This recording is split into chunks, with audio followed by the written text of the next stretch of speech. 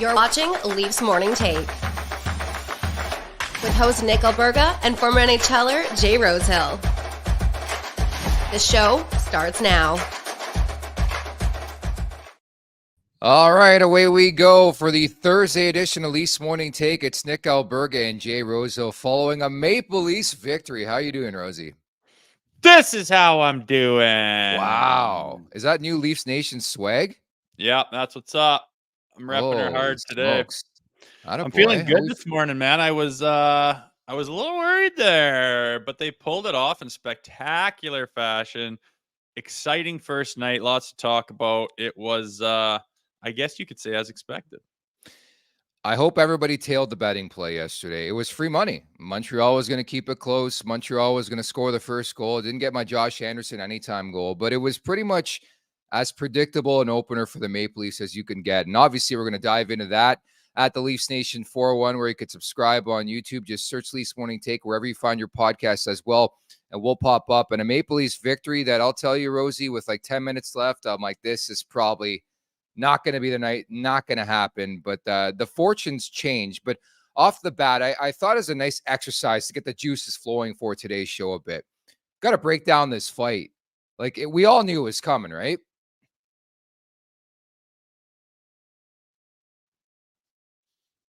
I think we lost Rosie again here, folks. So when Rosie comes back here, we're going to break down this fight. Arber Xhekaj and Ryan Reaves to start the season, 10 minutes into the year. We all knew it was coming. In fact, we talked about it on yesterday's show, obviously, with Colby Armstrong guesting and just the impact that both players are looking to make in this season series. And again, Toronto and Montreal don't play for a while, but Ryan Reaves getting intimated right away. Flexes off the bat in the opening intros. It was so Ryan Reaves. And I think he's going to instill that into this room, because there was actually one thing after the fact that I really liked. And Mark Giordano pulled the old Superman again, flying in from the top rope. I think that type of hockey is contagious, quite frankly. And not to say Ryan Reaves is the sole proprietor of that, why that happened, but it was Tyler Bertuzzi getting in the mix there as we get Jay Rosehill back. So Rosie, I want you to break down this fight. It was Ryan Reaves, Arber Xhekaj, the first of many, the first against each other in their careers.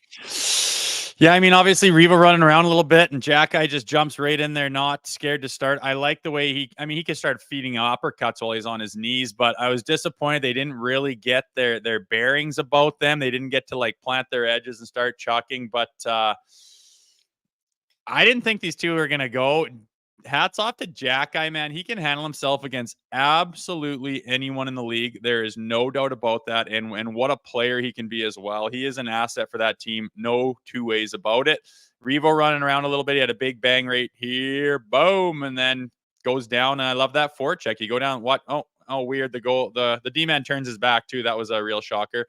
And neither of them got a chance to get their bearings and their wits about them, which was frustrating. I wanted them to get settled. It never really happened, but hats off to Xhekaj, A, for jumping in there, and B, for, trying to let Reaves get settled there. And fucking Revo was a little bit off balance the whole damn time, which I'm sure he's not thrilled about. Yeah, that was the thing I noticed right off the bat, because as you know, I'm from Montreal. I had family members right away Xhekaj killed him. He didn't kill him. All I saw was Arber Xhekaj push Ryan Reaves into the net, push him off balance, and then try to punch him, and he missed. It wasn't a good scrap. Let's be honest about it. There's a couple throwing. I think Reaves got more blows than Xhekaj, but to say it was an overwhelming win for Arber Xhekaj is ludicrous in my world. Ryan Reaves, he pushes him into the net. He knew exactly what he was doing there. What was there? 3 total punches thrown. I mean, if you want to give the edge to somebody, I don't know, I guess you could give it to Xhekaj, but it's not a real fight. It wasn't a real win, and there's no one that got tuned by any stretch of the imagination, but it showed that A, Xhekaj's willing, B, he's a strong bugger who can, get Reaves to get pushed around a little bit. When they got separated there and both got onto their feet, I thought, okay, finally, here we go. And then again, they just were off balance and stuff like that. A little bit out to lunch. I don't know, the whole flexing of the muscle and stuff. Reaves has taken upon himself to be the entertainer this year, and I guess he's done it in the past.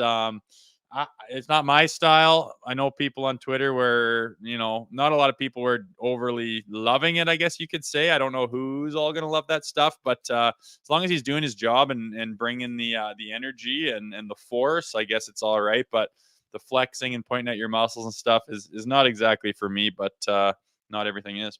Hey, what did you think of the instigator penalty being handed to Xhekaj? Because that was the one thing I noticed right off the bat. I noticed the big hit, the defenseman turning, and Xhekaj coming in. So by letter of the law, that's the right call, no?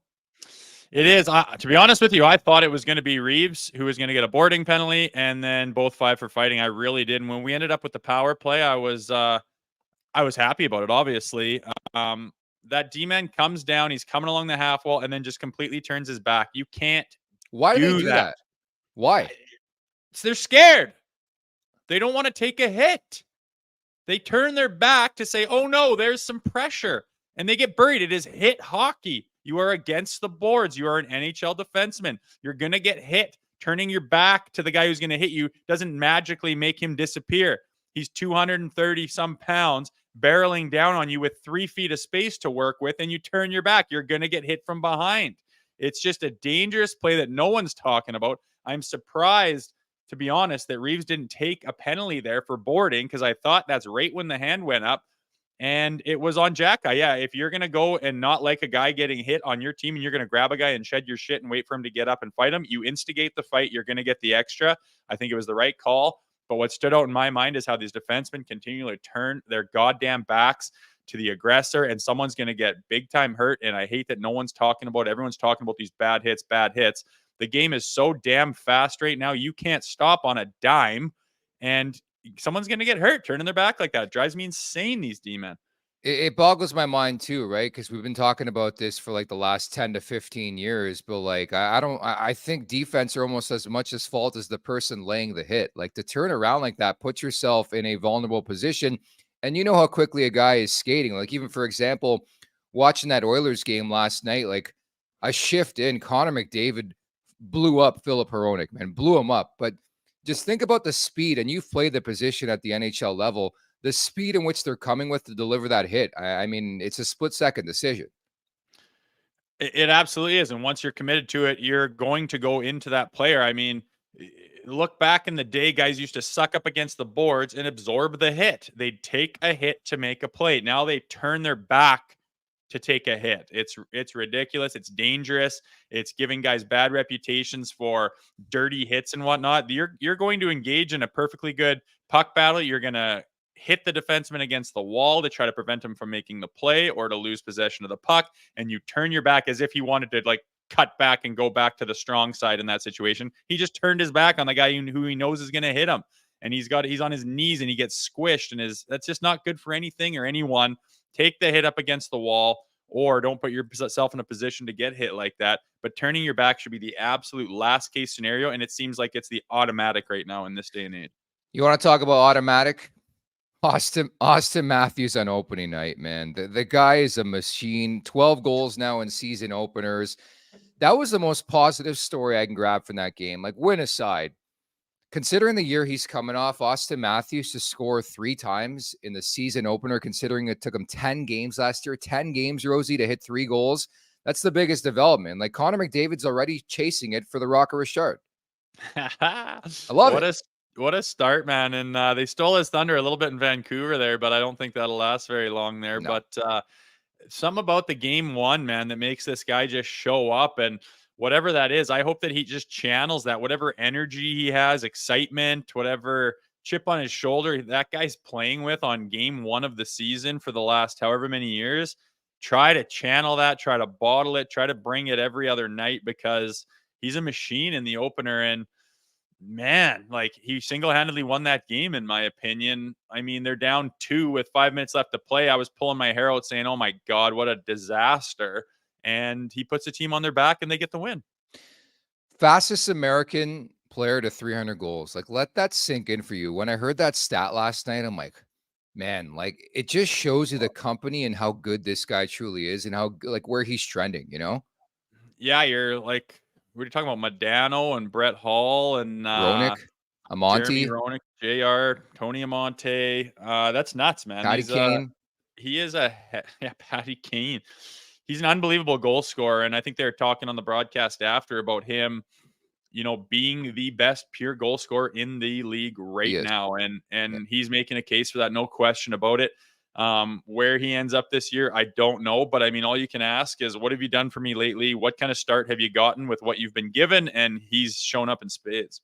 Revenge season, dude. Like that shot is so electric. His finishing ability. I know you were horned up about his prowess and his just chilling out on the third goal to outweight Allen. I think he sort of bobbled the pass, but just how crisp he is when he gets the puck. It really, really is crazy when you watch Auston Matthews and you like break down the film of how he scores his goals. Like it's tough for the goalie to stop, man. Yeah, like that first goal he scored on the doorstep where he likes to stand on that right side. The fact that he corrals that puck so fast. I mean, those pucks are spinning and they're not flat, and he just gets it like it was a perfect little pass to him, and it's a rebound. He just corrals it, absolutely wires it top shelf. He's a pure goal scorer, and those goalies have no chance when he gets it where he wants it. And I just hope he has this monster season.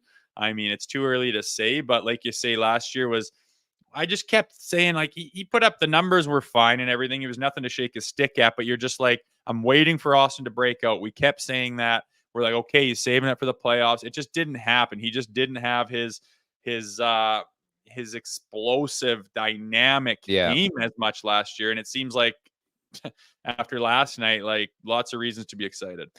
It was there, and I really do feel like the second one was a goal scorer's goal. It's so easy to say, but I think Auston Matthews meant to do that. Like Jake Allen had no time to react, and I think he was looking for a centering pass, and Matthews knew that, and he just shot it, hit off the pad, and then the net. Like that's a goal scorer's goal. That's a great goal scorers find a way to score in a different variety, and that's exactly what I thought it was, as you see on your screen, has the championship belt, and he earned it. I mean, Auston Matthews was tremendous last night. And that's what I expect more of moving forward this season. Again, I just think it was like the picture perfect start. If you were to slate out and map out what I wanted in the season opener we did yesterday, it was for Matthews to get off to a hot start. Confidence is everything in this game, Rosie. Big time, man. Hot start's huge. He's good at doing it. And now that he's off, you can only hope that he builds on it. It was a character win for me for this team. I mean, they're down 2 with 5 left to play. I don't like the position they're in at the time. We can talk about that. But to dig themselves out of it and to find a way to win, I would have preferred if they won, 6-2, but it wasn't, and they found a way to do it. That's huge. I love it. On the back of Auston Matthews. And the thing is, they got a lot of guns that can do that, right? I was totally impressed with William Nylander last night. I thought he was absolutely buzzing. Dancing. He's the guy who just seems to just be oozing confidence, oozing speed, oozing effort, which I absolutely love out of those high-end players. And any day of the week, it could be one of these guys step up, and that's why this team's deadly. It's led by Auston Matthews, and the fact that they pulled out a win like that shows character to me, which is something that I think this team has kind of struggled with in their identity. Yeah, they got all the firepower. Yeah, they got all the talent. Yeah, they got the contracts. But do you have the fortitude inside to pull out a win when you don't have your best stuff? And they did it last night, which is a good sign. That's all you can say. What'd you think of that power play? So Guy Boucher's running things. They were 2 for 4 last night, snapping it around. I think it's a bit of a different look. Like John Klingberg, you want to talk about confidence, gets 2 apples. Didn't think he was great defensively, but that's not why he's on this team. He's there to anchor that power play. And I thought he got cooking as the game went on. Like it's easy to forget, but he played like one preseason game, and it showed early on. But 2 apples for Klingberg. What'd you think of that power play in general? Yeah, I mean, like you say, 2 for 4, and I didn't even think they were clicking yet. I thought guys are still trying to figure out where we're going to be and what our routine is going to be out there. You can see they're kind of crossing up each other's lanes a little bit, trying to find out where the guy's going to be, and that takes time. And I'm no power play expert by any stretch, but you can watch them and say, is this thing clicking or not? And it wasn't even clicking, and they're 2 for 4. I mean, once they get Klingberg dialed in with these guys and know their tendencies out there, look out. It's going to be an absolutely deadly PP. I mean this with the most utmost respect possible. Tyler There we go. Bertuzzi is the greasiest fucker. I love him, dude. Like one game in, dude. I was mentioning this when we didn't have you there for a second. The poke after the whistle, but it gets everybody involved. Like Giordano comes to the top rope. You see Matty walk in there. Like everybody got cooking, man. I think that stuff is contagious. Oh, it's so beautiful, man.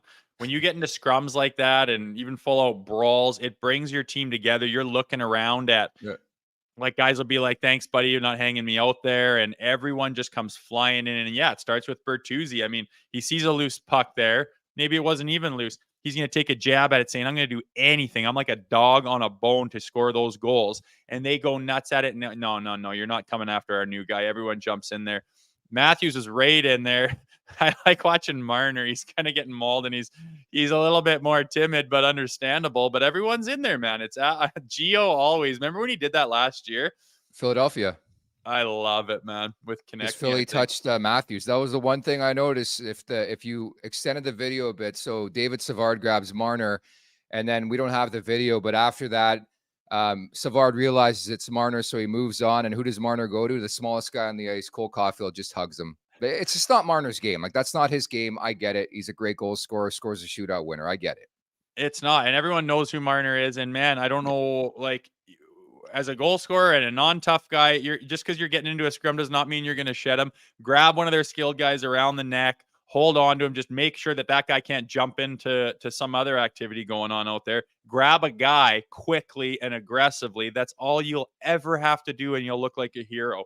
I hope Mitch wraps his head around that, and he kind of did it there, but just grab a guy and wrap your head around him. That's all you got to do. You do not have to get involved any more than that, but standing there with your hands in your pockets is a terrible look, and no one showed it there. It's another sign for the character of the Leafs that I'm enjoying right now. I want to see more of that, and surprise, who started it was Ryan Reaves, right, with the fight with Xhekaj off the bat. Are you a shootout guy, man? Like, the more and more I watch these things, I'm like, shit, I wish the OT was longer. There's some really good chances. Nyzy had a chance where I thought Jake Allen was a big story last night for Montreal. He was really, really good.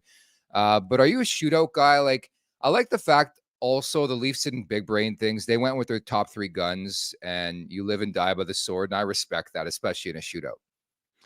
Yeah, I don't hate the shootout the way people are hating on it. Like, talking about, I changed the channel. I've never watched a shootout. Like, you rather look at the wall than a shootout. Like, let's be honest here. They're not that bad. They're kind of exciting. Yeah, you know, you're looking at the numbers. Okay, if we score here, we win. We got to stop one more, blah, blah. It's exciting. Yeah. But I think 3-on-3 is so unbelievably exciting. I love the strategy behind it. I love seeing these guys' skill with some open ice. You saw Matthews, like, all he had to do was just elevate the puck. He just couldn't get enough wood on it. That would have been his 4th in the winner. Can you imagine that? Matthew Nyes has it. Same thing, just can't quite get it up over the pad. I mean, for Nyes to score the overtime winner, can you imagine the story right there? It would be beautiful. Give those guys 5 more minutes of time to establish themselves out there on that 3-on-3 ice. I think would be amazing. 10-minute overtime would be great, but we're talking about, you know, TV and stuff like that. If it's not won in overtime with 10 minutes left, which is hard to think that wouldn't happen. And more often than not, a guy's going to score somewhere down the line with 10 minutes of 3-on-3 with the skill that you're going to put out there. But if it doesn't happen, you kind of got yourself a problem where you don't know what kind of points you're giving out, and there's no determined winner. No one wants to see a tie. There's nothing worse than that. But you don't have time to do 10 minutes of 3-on-3 and then go into a shootout. So they're kind of in a predicament. You got to think about that too. The big boys were dancing in OT for both sides. You had Suzuki and Doc on the other side. Caulfield had himself a game. Always seems to play strong against the Leafs, but Matthews had the puck a lot. Marner had the puck a lot. Nylander, like, I thought they utilized their bench very, very well in general in the game, but specifically in OT. We saw David Kampf start OT again. That seems to be a trend and a theme with this team, but they didn't big brain it. Like, it's the first game. I love the fact that Sheldon Keefe rode the momentum, and I was tweeting about this yesterday too. I was very active last night, as you know, but the 4th line, dude, they were bringing energy, so they kept rolling them. Like, more times than not in this new age of NHL hockey, the 4th line barely plays. They kept throwing them out there. And our guy, man, who would have thought Mr. PTO Noah Gregor starts off the season, scores the first goal of the year, and gets the boys going. And I think the video department deserves a shout out as well, because it was supposed to be 3-0 on the Caulfield goal. They caught the offside. The Leafs make it 2-1. They end up winning the game. Yeah, that's big. Lots of storylines, and the depth that we've talked about here. You know, it goes through this roster, and it's pretty strong. I mean, we've got our big guns, and we've got some depth. And if you're able to run that 4th line and give them a regular shift, and if they can be valuable to you, and I think that they are, because sometimes watching the Leafs when they just roll those guys out, and I always just feel like they're just skating in mud, and it's like 6-on-5, and they're stuck to the outside, and they're waiting for their opportunities that just don't come. And it's just the same thing over and over again. It's like bang your head against the wall.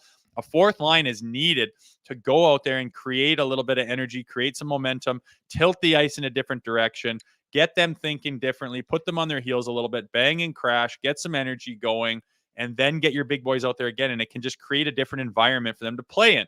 That's what a fourth line is for. If you can roll them and they're good enough and they're not a liability on the ice, and you can do that, that's a big asset in today's NHL. It always has been. They tried to get away from it, saying, oh, well, we don't have to have this guy. We could sign this guy who's a little bit better on his Corsi stats. It doesn't work out like that.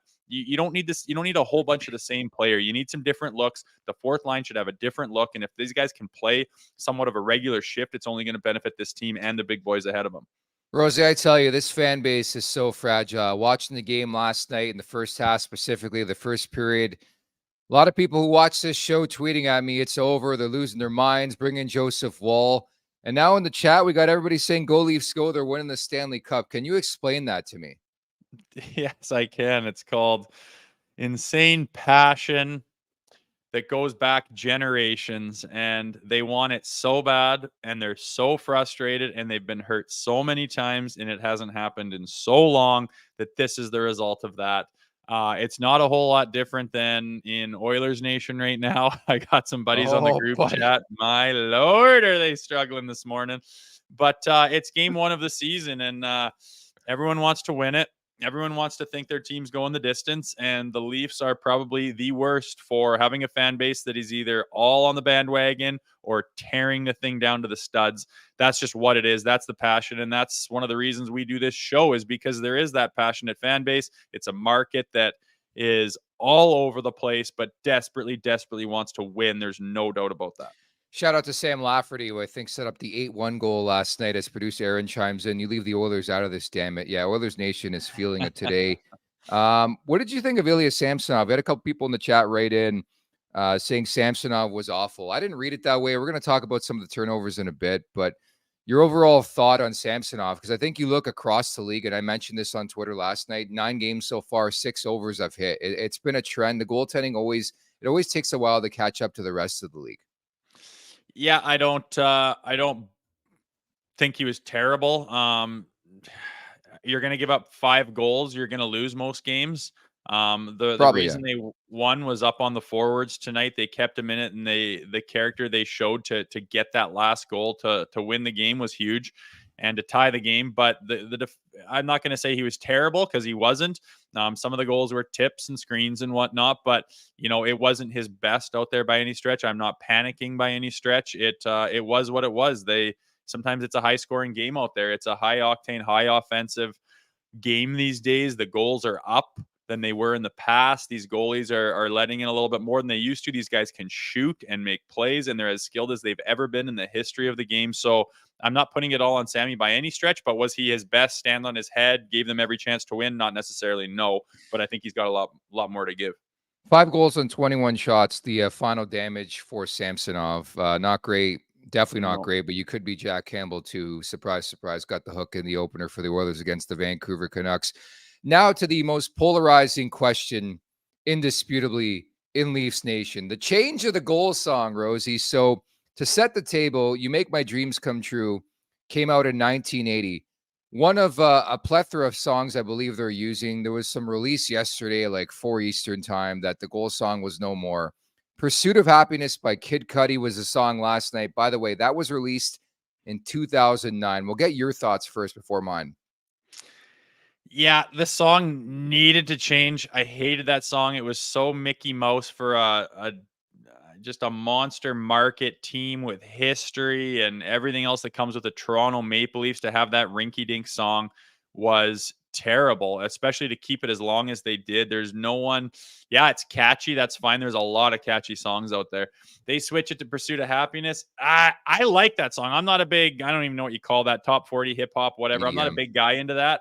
I love that song. It's a hell of a good song for the Maple Leafs win song. I honestly think it's 65-year-old men sitting in an office, and they're looking at each other before, and they're going, well, the Hall & Oates song was a big hit at my wedding. All right, let's roll with that for 5 years. And then they got to switch it, and they're like, shit, they Google top 40, and they go, this song has the word happiness in it. Let's roll with it.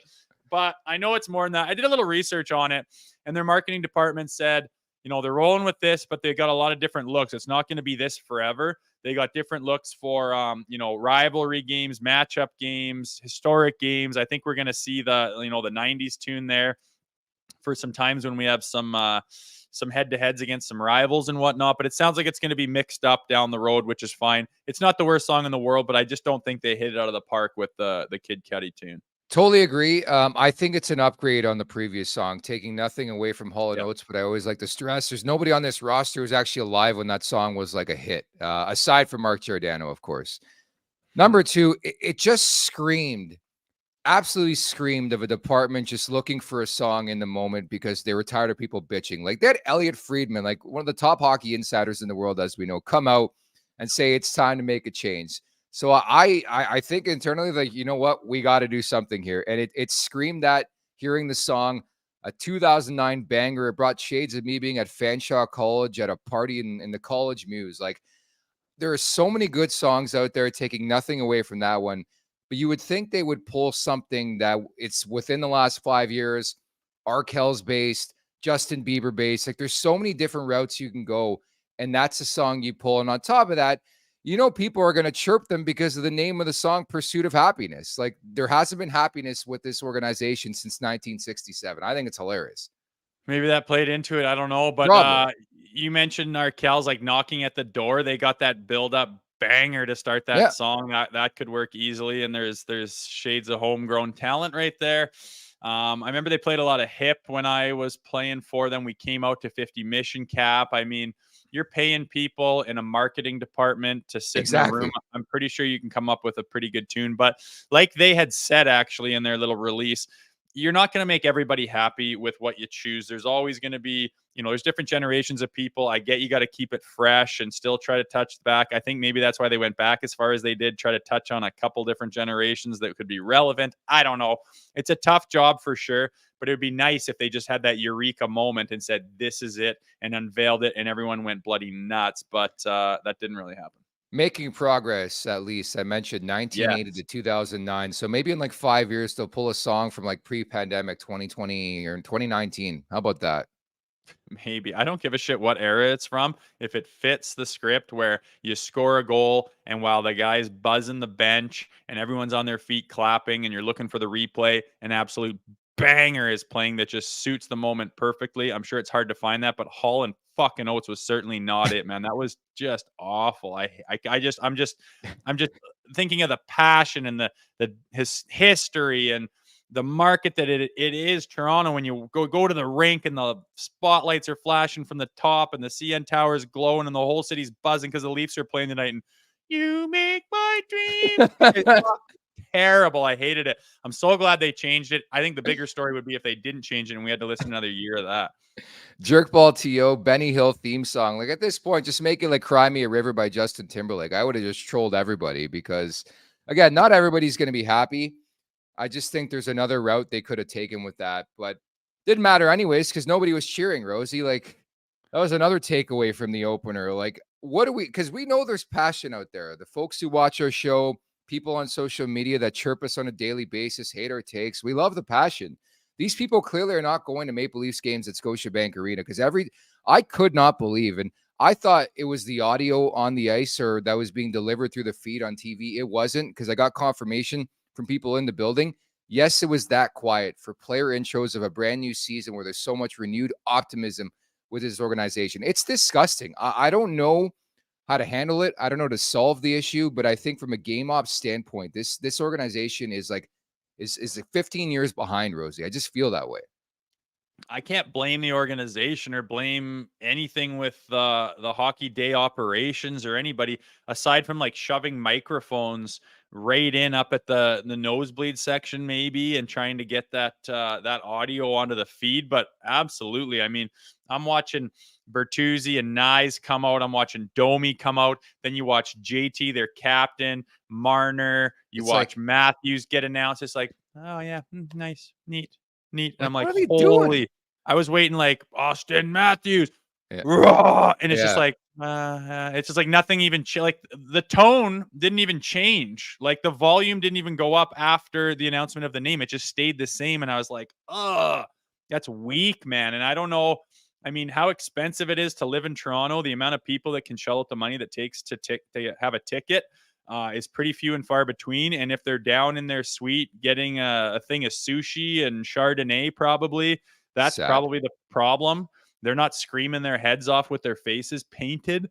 And I think that's always been the problem in Toronto. But Yeah. I don't think you can change it. It's always going to be the high ticket item to come out of Toronto. That's always going to cost more money than not, and you're always going to get the quieter business guy sitting there who's not going to scream and yell. But I mean, you're building these buildings now for good acoustics. It's not like the old school rinks where you're just rattling sound off the rafters because it's got to sound good for a concert because it's an all-purpose venue.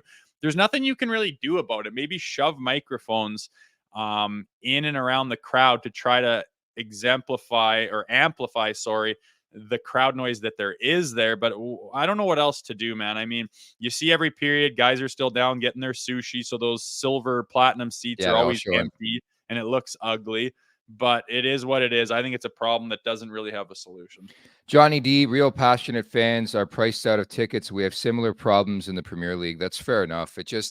That's what really strikes me. Like, people ask me, yeah, you cover the Leafs. You like going to games? I don't. I'll be honest. I'd rather go watch the Leafs in like Nashville or like Vegas or Montreal. Like, watching a Leafs game in Montreal, which pains me to say, that building, dude, is electric. Like, I think it's Fix You by Coldplay that they come on the ice too. It's electric. Like, you get goosebumps. Like, I've seen playoff games there. There's so many buildings around this league, and you've played in this league, even Philadelphia. You get in there, I don't know how you can't get up for a hockey game. I feel for some of these guys. Like, Matthews coming out to that. It's like, dude, like, how do I get, like, I know it's these guys are pro athletes. They don't need anything to get them going.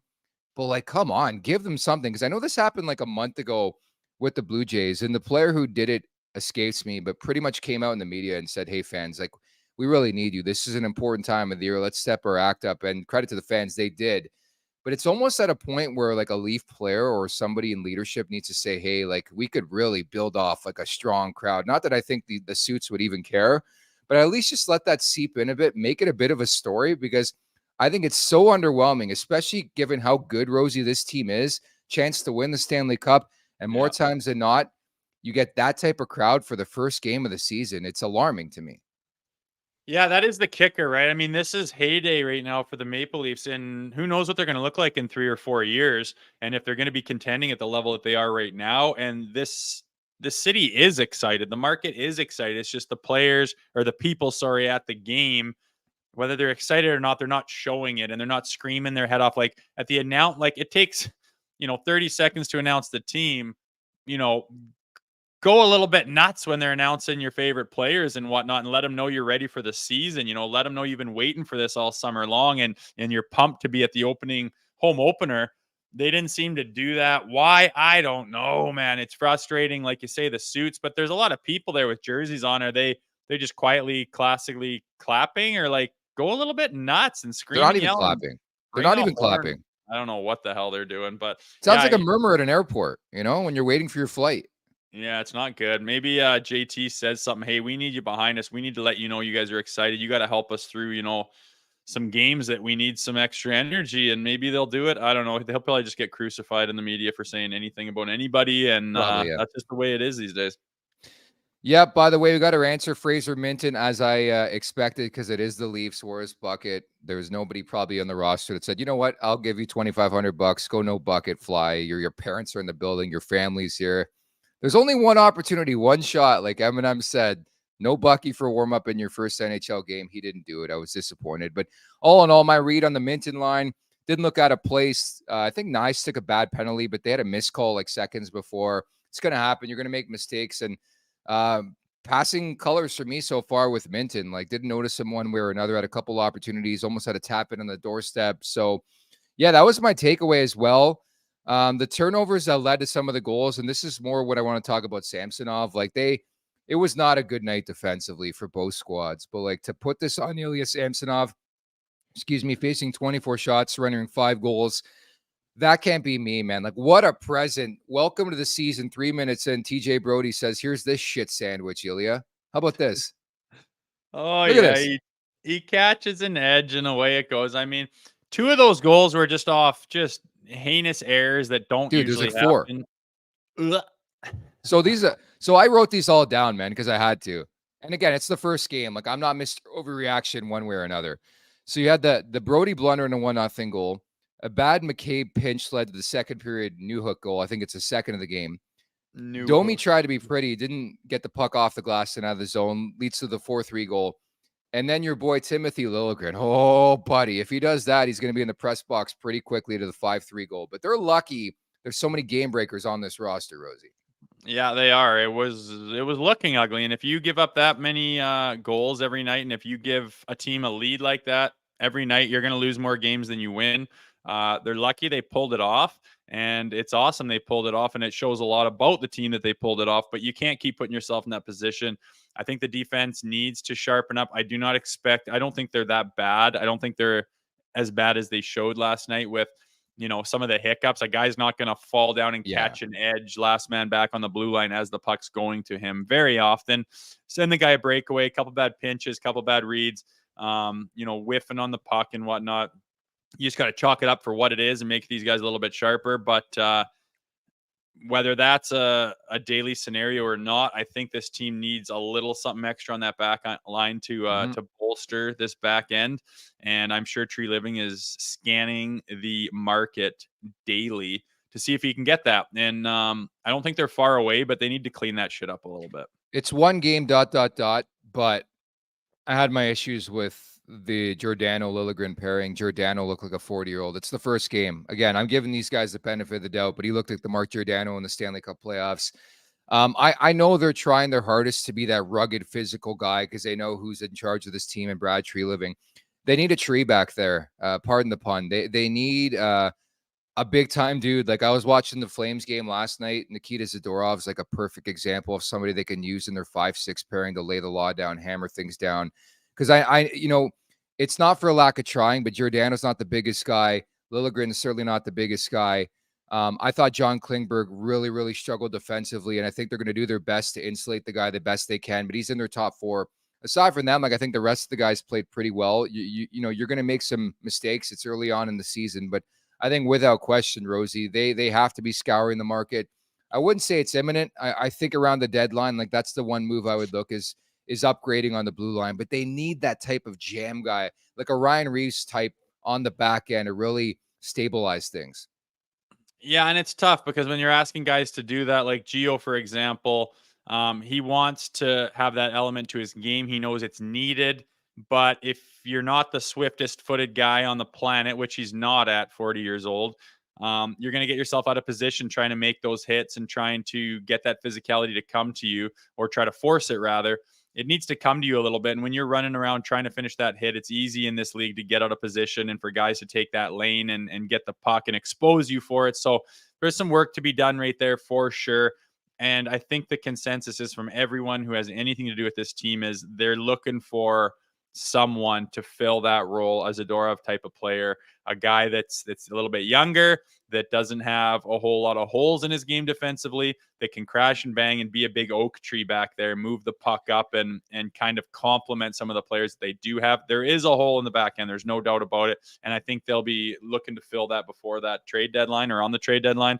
I think it will be done. So I don't think it's anything to panic about right now. Right now, you just got to tighten up your systems, understand how you guys play with each other, and just clean that defensive stuff up a little bit. Rosie, did you see who showed up for the player intros last night? Was it sad of me or like bad of me to like to laugh Matt Murray on the screen with his crutch? With his crutch, as if the Leafs to tell us, yeah, this guy's hurt. We told you he had surgery. Is that the wrong take? Like, I feel bad. It's almost like they needed to show that his LTIR designation was legit, but I won't lie. I sort of chuckled when I saw Matt Murray flash on the screen there. Yeah, a little bit. You feel bad doing it because yeah, he came in and gave us what we wanted as far as his play and his ability to stop the puck. He played good, man. Him and Sammy were a wicked 1-2 punch there. They both had streaks where they just looked poised and dominant. And injuries got the guy. We talked about it yesterday, like how frustrating it's got to be for him. Yeah, he's got some cups and whatnot and made some money. That's great. But, you have the ability to do something and the desire to do something. He does, or he would never have gotten to that level. And then to have it like snatched away from him constantly and consistently with injuries is got to be frustrating. So I feel for the guy, to be honest with you. It's kind of funny to see him there with his crutch to say, look over here, remember, I'm totally hurt. And he is, but they needed him to be hurt to go on long-term IR. And I wonder what the conversations were behind the scenes. It doesn't really matter. I feel for the guy as a player. Fair enough. Any other takeaways before we get to the Betano wrap up? Just there's more to be seen, man. Like that Bertuzzi stuff, I just love it. You got a penalty for that. You don't care about that type of shit? Fuck no. He took the extra 2. 2-minute penalty. I do not care. That could go both ways. I don't want him to get a reputation like Bunting had, and I don't think he's going to. If you play hard and you play until the whistle / just after the whistle, I think the refs will, ultimately respect that, and you're going to get the odd 2-minute minor, but you can kill a penalty. But what you can't do is insert that kind of family bond and camaraderie and gel that happens when you're playing that style of hockey and everyone's on board with it. I love it. How would you deploy your goalies? Like, this is going to be a question regardless if Ilya Samsonov had a shutout last night or played the way he did, for better or for worse. So they got Minnesota on Saturday, Connor Bedard and the Hawks in town on Monday to wrap up the 3-game homestand to start the season. How would you play it out? For me, I would go back to Sammy Saturday night, Hockey Night in Canada, and I would go to Joseph Woll against the phenom Connor Bedard on Monday. Yeah, I think that makes sense to me, right? I know Connor Bedard's there, but the Hawks are, not the top of the standings this point in time. I think they're actually going to do better than people give them credit for this year. But yeah, that sounds good to me. It's going to be difficult. You're going to have to pick and choose your spots. You're going to have to take into account their mindsets and their confidence. You want to see who gets more reps and who doesn't. Are you going to play X against the good teams and X against the not so good teams? Is that fair to the starter? There's a million different ways you could go, but ultimately they're going to juggle it. They're going to crunch the numbers. They're going to see what's best, and they're going to do things probably what you just said, which makes sense. Stick with Sammy. You don't pull him after the first game. Give him another shot. Hockey Night in Canada, he is your starter. Then give Woolsey a chance on Monday. Makes total sense to me. They're going to flip-flop like that for a while. Yeah. And it's going to take one guy getting hotter than a pistol where you have like a 9-4 or 5 save percentage and you rip a shutout off, then it's an easy decision. We're sticking with this guy. The other goalie can understand that. Ride the hot hand is what you're going to do. And if not, pick your spots and flip-flop them accordingly. It feels like there's those are the 2 elephants in the room to start the year, man. It's Sheldon Keefe. Is he on the hot seat? After the first disappointing loss, Keefe's name's going to come up. And number 2, Joseph Woll. Everybody's calling for this kid who's played 11 appearances in the NHL to overtake Ilya Samsonov, who was great last year, was your starting goalie for game 1 of the Stanley Cup playoffs. But it just seems like those are the 2 triggering conversations. Like every year, and I heard this, in a couple conversations yesterday in Toronto media about like the polarizing topics, like who's going to be the whipping boy in the back end. There's always that guy up front, right? Like you played on this team. There's always the talking points every season. So I'm curious to see who those guys are going to be. Yeah, I think I think on the back end with that first goal, it's not hard to see who's going to be the whipping boy to start off with. I love you sent me like the eye roll emoji right away. Like Rosie was getting into it because I said I labeled the numbers for the month of October yesterday to you, and I told you it was coming. Montreal first goal, and that's how they gift wrapped it to Alex Newhook or Jake. And we'd be having a completely different conversation this morning if they didn't make that comeback and if Auston Matthews didn't put the team on their shoulders. Would be though. I think so. It'd be disappointing. Oh, they lose again. We can't beat fucking Montreal at the beginning of the season. They're all the hype about this team and they can't show up. And it would just the be regular all that season stuff. doesn't matter, dude. It does not matter. I wasn't going to change my tune. I won't lie. I didn't like the effort last night. I thought they were so lucky to win that game. They're lucky to have the best goal scorer on the planet. Thought Montreal was the better team in the game. They deserved a better fate, but so be it. These games do not matter. Watch our show at the Leafs Nation 401, but these games don't matter. It's all about the springtime. I could care less what happens in these games. They're going to make the playoffs. That's all that matters. Well, you don't win Stanley Cups in the regular season. We know that, but True. There is things that do matter. You got to figure out who you are. I mean, to win that Stanley Cup, you have 82 games of experience and building behind you to become what you are going into the playoffs. It's about creating an identity and having character as a team. And I know those are just words that people say that you don't really understand, but when you're on a team and your team's not doing well and you're not clicking, all you see is a unfinished puzzle when you look at the roster, when you look at your team from the bench, when you're in the dressing room, just an unfinished puzzle with holes everywhere. And it's like, man, how are we going to do it with this? How are we going to do it with that? And when you have a team that's buzzing, that's winning, you've gone through X and you've gone through Y and you've had an answer for all of it. You have an absolute blast. Your practices are just zipping and popping. Coach is happy. Everyone's just feels like, oh my God, we are a bullet train flying down the tracks. And in order to get to that feeling, you have to mess around with things. You have to figure out who you are. You have to work on stuff every day. It's work. You got to put in the work. TJ Brody, he's going to be putting in the work. He's going to be watching the video. He's going to be working on his skating. He's going to be working on everything he can to become a better player to stay in the NHL. It's not just like, 82 games don't matter. They do matter. And no, you're not going to win the Stanley Cup. I understand what you're saying, and you can do great things in the regular season and have nothing to show for it in the playoffs. I'm not going against that. That goes without saying. But these things are important to get to the promised land, and I just want them to continually build and put the building blocks together, I always say, so that at the end of the year, when you're going into the real deal, you've got it all going on, and you are that train barreling down the tracks, and everyone's on board. Eddie, one more to go, folks, and then we get set for real. But I'm not discrediting your point there. The Betano wrap-up is presented by Betano.ca. The game starts now, 19+. Please play responsibly. A reminder, yesterday our pick was the Montreal Canadiens puck line. They kept it within one. That's 8 straight first meetings between Montreal and Toronto have been decided by 1 goal. So hammer that. The Nylander anytime goal I hit. Josh Anderson had so many damn chances, dude. He couldn't score that goal for me. So I go 2 for 3 yesterday. So I'm back on the clock. I like the over. So the Leafs have Minnesota on Saturday at Scotiabank Arena. The Wild will kick off their season home opener tonight, hosting the Florida Panthers. I like the over 6.5 in that game. Yeah, that could be good. This day and age, there's lots of scoring going on. And early in the season, the goalies don't exactly have their timing and their angles down pat. So why not take the over?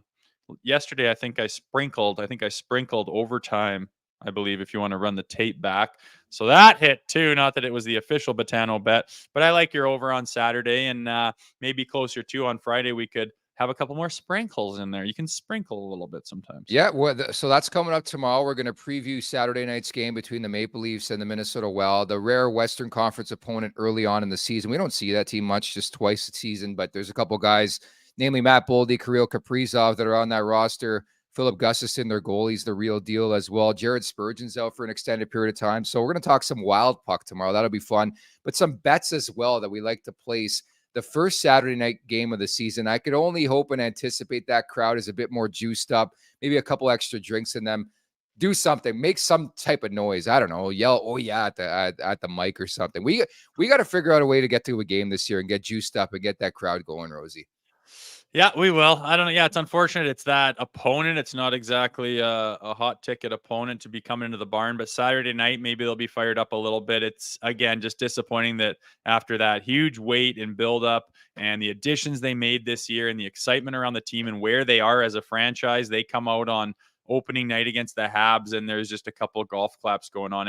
That just really sucks. But like I said, I don't think there's much you can do about it. Like a poo-poo sandwich. That's my feel in the crowd for the home opener there. But nonetheless, we look forward to Saturday. That's what we'll convene coming up on Friday. Again, that's Jay Rosehill. I'm Nick Alberga. Many thanks to everybody in the chat at the Leafs Nation 401.